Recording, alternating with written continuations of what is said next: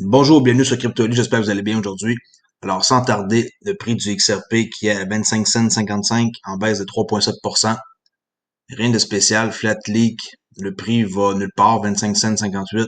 Belle opportunité d'achat pour ceux qui veulent en acheter et qui ont fait leur devoir, bien naturellement. Alors, on commence avec la nouvelle d'aujourd'hui.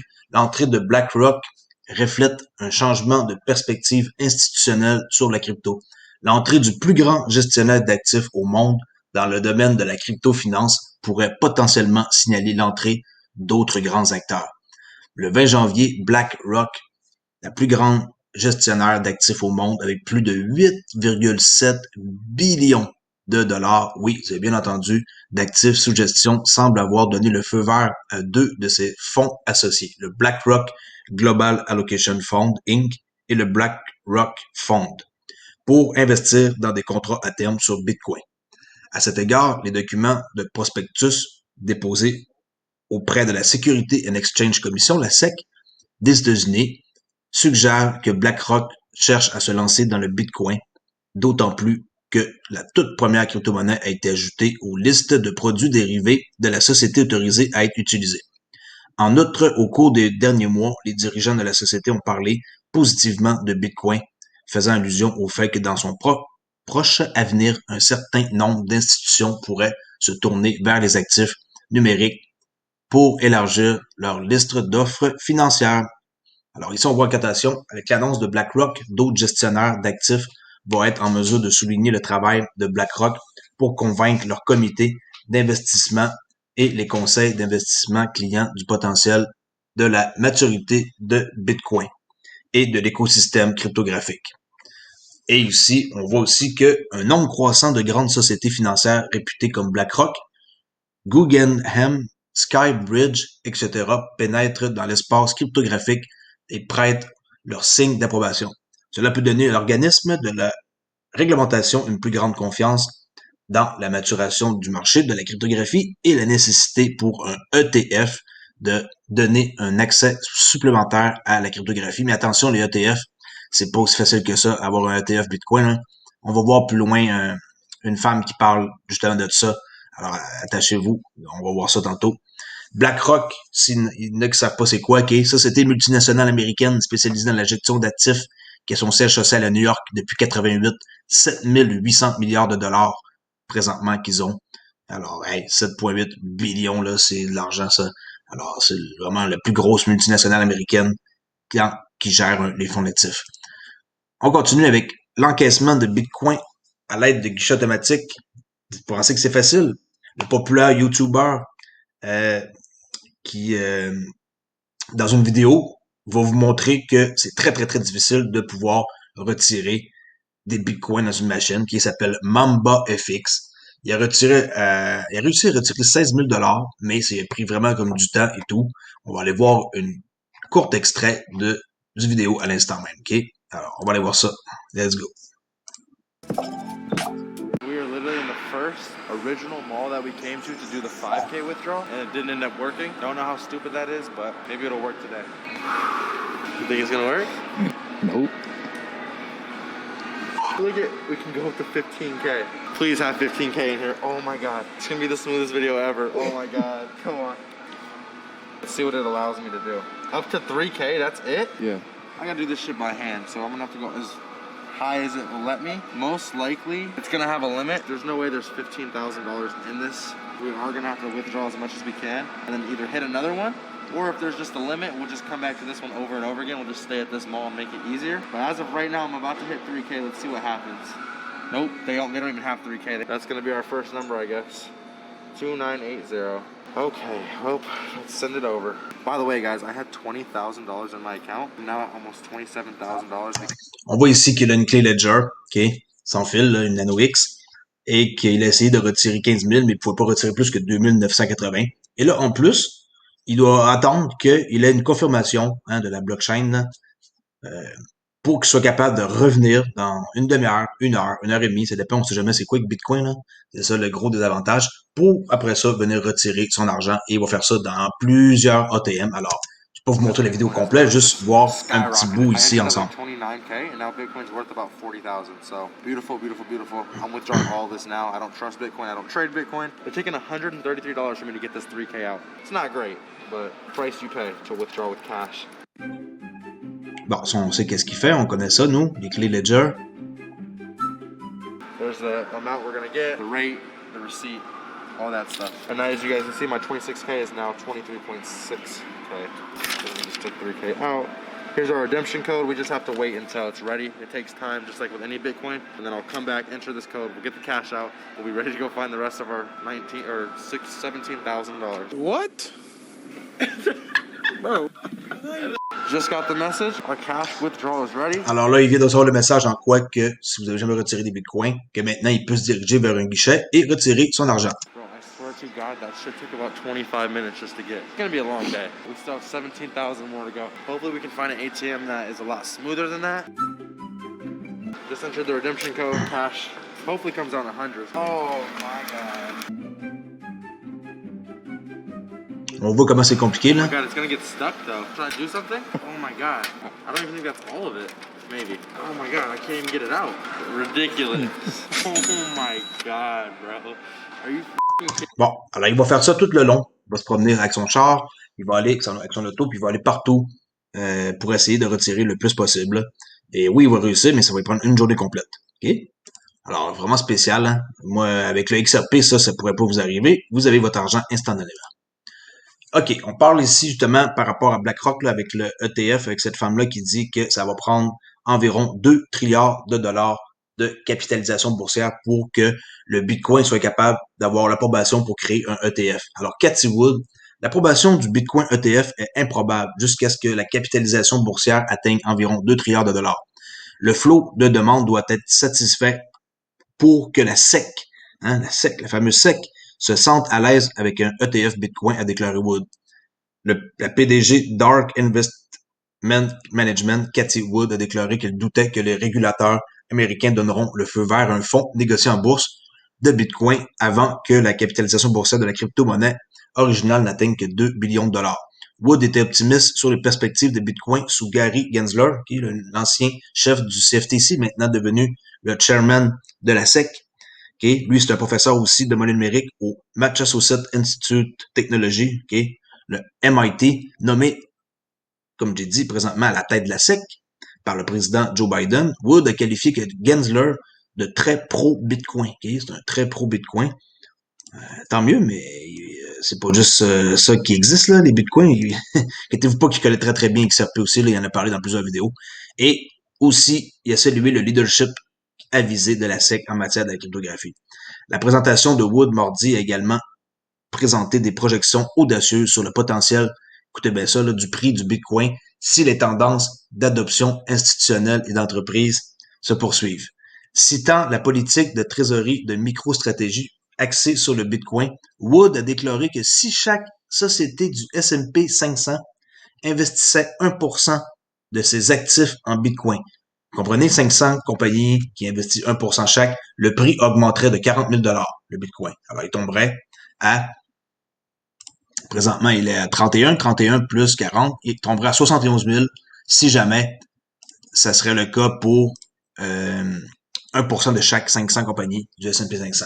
Des allocations institutionnelles comprises entre 2,5 et 6,5, là on parle de gros argent, pourraient avoir un impact de 200 000 à 500 000 sur le prix du Bitcoin. Alors, écoutez, s'il y a vraiment plus que 1% des 500 compagnies, c'est intéressant, mais de baisse, les institutions qui investissent entre 2,5 et 6,5, le prix il augmenterait de 200 000 à 500 000 par Bitcoin. Wow, wow, wow. Un rapport de Messari qui montre que les investisseurs en Corée du Sud préfèrent XRP au lieu d'Ethereum. On voit ici un graphique en bleu. Le mauve, c'est XRP, le bleu, c'est Auth, mais on voit que c'est XRP qui est le plus populaire en Corée.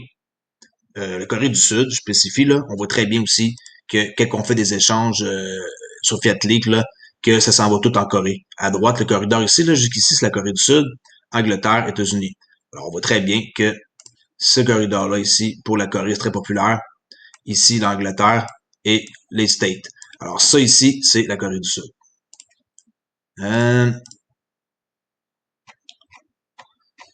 c'était juste pour vous montrer ça, en quoi que c'est un rapport qui démontre que la Corée du Sud sont vraiment très là, axés sur le XRP.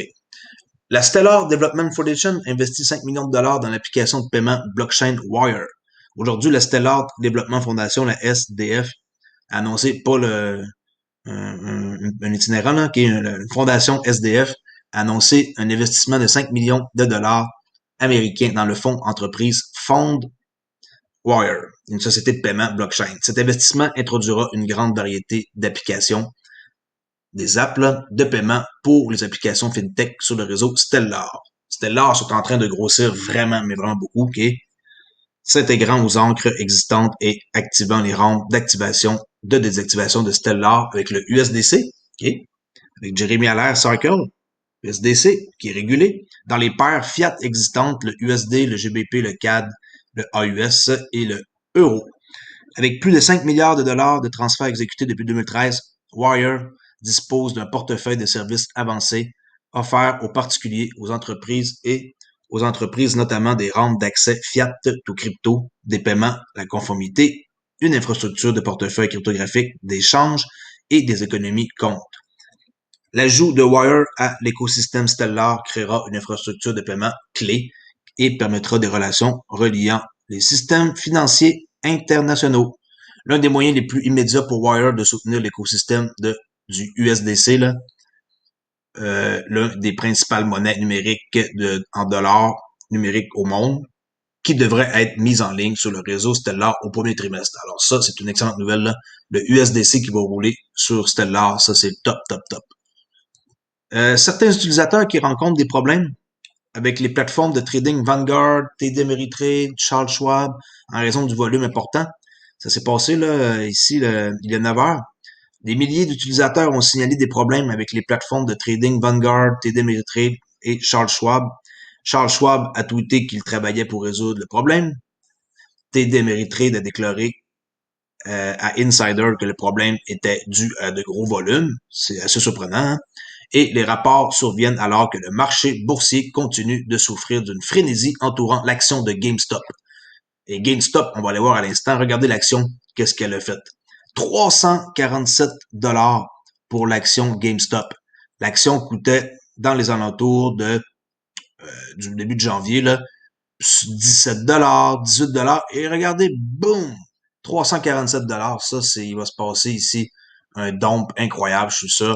Alors, il y a eu plus de 2700 rapports sur Dome Detector mercredi matin d'utilisateurs rencontrant des problèmes avec Vanguard. Plus de 15 000 utilisateurs ont signalé des problèmes avec TD Ameritrade vers 10 heures de l'Est mercredi et la plateforme de trading Charles Schwab a reçu 2700 plaintes d'utilisateurs. Bon, ils disent ici, qu'est-ce qui m'a surpris le plus là, c'est ici là, que GameStop, que ce serait dû à un gros volume à cause de ça. Là. On pourrait voir, oui, il y a un gros volume, puis c'est des groupes qui boostent les prix, mais de là à passer de 17 dollars en début janvier jusqu'à 347, c'est nonsense, là. Vraiment spécial. La Réserve fédérale maintient ses taux.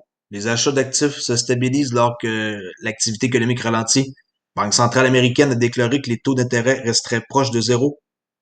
Le rythme de la reprise de l'activité mondiale et de l'emploi s'est modéré ces derniers mois, a déclaré le comité dans un communiqué publié à l'issue de la réunion du Réserve fédéral Open Market Committee, le FOMC. Là. Très grosse nouvelle, quand il y a ça, le prix habituellement du Forex, ça bouge beaucoup. Pour la crypto, j'en suis pas sûr, par exemple, là, mais dans le Forex, quand il y a une journée que le FOMC parle, il faut faire attention. Les mouvements ils sont brusques. La trajectoire de l'économie dépendra considérablement de l'évolution du virus, y compris des progrès en matière de vaccination. Et les points clés dans la déclaration, taux cible clé pour les fonds fédéraux de rester dans une fourchette de 0 à 0,25%, c'est comme presque nul là, à zéro là, les taux. La Fed prévoit de continuer à acheter chaque mois, écoutez bien ça le chiffre, ça fait peur là, 80 milliards de dollars d'obligations du Trésor américain et 40 milliards de dollars de titres adossés à des hypothèques d'agence. Le panel a convenu de poursuivre une politique monétaire accommodante jusqu'à ce que l'inflation atteigne en moyenne 2% au fil du temps. En moyenne, la Fed ne s'attend pas à une inflation de 2% avant 2023. Ils vont tenir ça bas pendant à peu près encore 2 ans. Après ça, un coup qu'il va avoir fait à croire au monde que tout est normal, là, le prix du marché, il va descendre vraiment de beaucoup, là, même si un crash peut arriver en tout temps. Ils veulent un peu nous faire semblant que pendant les 2 prochaines années, tout va être correct, quand c'est pas le cas. La baisse des prix du pétrole est à une demande plus faible dans tous les domaines et ont maintenu l'inflation. C'est ce qu'a noté le comité. Et les économistes ne s'attendaient pas à un changement de politique monétaire dans cette réunion, car les réponses à la question de savoir quand la pandémie cessera de faire des ravages sur l'économie restent insaisissables. Aucune idée quand ça va finir. La BIS, le boss des banques centrales, la recherche de la CBDC, gang du terrain, Central Bank Digital Currency. Il y en a qui ne connaissent pas encore le terme. C'est un terme qui est vraiment beaucoup utilisé là, en 2020. Là. C'est la grosse mode, ce terme-là. Gang du terrain, mais une émission généralisée dans des années, selon eux. Bon, des années, ça me surprendrait. Les banques centrales sont restées catégoriques. Les pièces de monnaie stables privées ne sont pas prises en compte dans leur calcul des CBDC. La révolution monétaire sera numérisée. Que vous le voyez ou non, c'est ça. Mais pour la grande majorité des terriens, probablement pas de sitôt, selon une étude de la Banque centrale sur la monnaie numérique. Je suis pas d'accord, qui a été publiée mercredi par la Banque des règlements internationaux. Pour y arriver, cependant, 86% des banques centrales interrogées dans le troisième questionnaire annuel de la BRI sur les CBDC ont déclaré qu'elles envisageaient au moins les avantages et les inconvénients de l'émission d'un fiat numérique contre 80% l'année dernière. Alors, c'est un peu plus, là, 6% de plus. L'enquête de cette année a porté sur 65 banques centrales. En passant, XRP, qui est Ripple, sont en pourparlers avec un paquet de banques centrales. Le chiffre exact, je me rappelle pas, là, j'ai lu à quelque part. Ils sont en train de faire en sorte de leur montrer comment émettre leur stablecoin. Le stablecoin roulerait sur le XRP Ledger. C'est ça la grosse histoire, là. Plus révélateur encore, la part des banques centrales dépassant le simple discours de table, la BRI, a déclaré que 60% des règlements centrales, des banques centrales mènent actuellement des expériences de CBDC. C'est bon, 60%, 6 sur 10, là. Ou des preuves de concept, seulement 42 ont dit la même chose en 2019. Alors, une augmentation quand même ici de 18% versus 2019 et 2020. C'est très, très bon. Alors, pour aujourd'hui, c'est tout. N'oubliez pas d'écouter ma chaîne chaque jour. Maintenant, on fait 2 vidéos par jour suite à la demande de plusieurs personnes qui veulent voir plus de vidéos. Et ensuite, aussi, avec tout ce qui se passe présentement dans le domaine des cryptos, il y a énormément de nouvelles. Moi, j'arrive pas à faire une vidéo courte. Alors, je fais 2 vidéos avec à peu près 12 heures d'espacement. Là, minuit, midi, 2 heures. Tu sais, là, selon moi, mon heure à moi, que j'arrive de travailler et tout. Aujourd'hui, je suis en congé, alors je peux me permettre de faire des vidéos alors que je veux. Et sinon, j'ai installé ici un XRP Tipbot sur ma bannière. Si ça vous intéresse de me laisser un tip pour le travail que je fais, ben, vous êtes les bienvenus. OK, XRP. Sinon, allez voir ma description. J'ai des cours gratuits sur Udemy, cours de formation pour comment investir dans la crypto-monnaie pour les débutants. Sinon, j'ai un petit robot pour faire du trading, si ça vous intéresse, qui calcule vos profits, qui calcule votre stop et votre entrée, qui gère votre trade à votre place, qui enlève les émotions, parce que c'est les émotions qui tuent la trade. Et sinon, pour les gens qui veulent vraiment faire quelque chose d'autre que de crypto, j'ai un cours de Forex. Si ça vous intéresse, communiquez avec moi. J'ai mis l'adresse dans ma description. Et en passant, mon cours de Forex n'est plus à 149 $. Le prix a augmenté à 299. C'est fini. La promotion, j'étais censé la terminer le 31 décembre. Finalement, j'ai décidé de la faire durer pour le mois de janvier complet. Maintenant, c'est terminé. Ceux qui veulent suivre un cours et qui sont sérieux, c'est 299 $ canadiens. Désolé pour ceux qui n'ont pas eu la chance de l'acheter avant, mais moi, le potentiel qu'il y a dans ce cours-là, avec un simple cours en 4 étapes qui vous permet de devenir un Forex trader avec 70% de succès, je peux pas me permettre de laisser ça cheap comme ça. Et venez me voir, on va en discuter. J'ai un forum sur Discord où j'ai déjà des douzaines de personnes qui l'ont acheté, puis que tout le monde est content. Alors, venez me parler, crypto allez, on se voit demain, bye!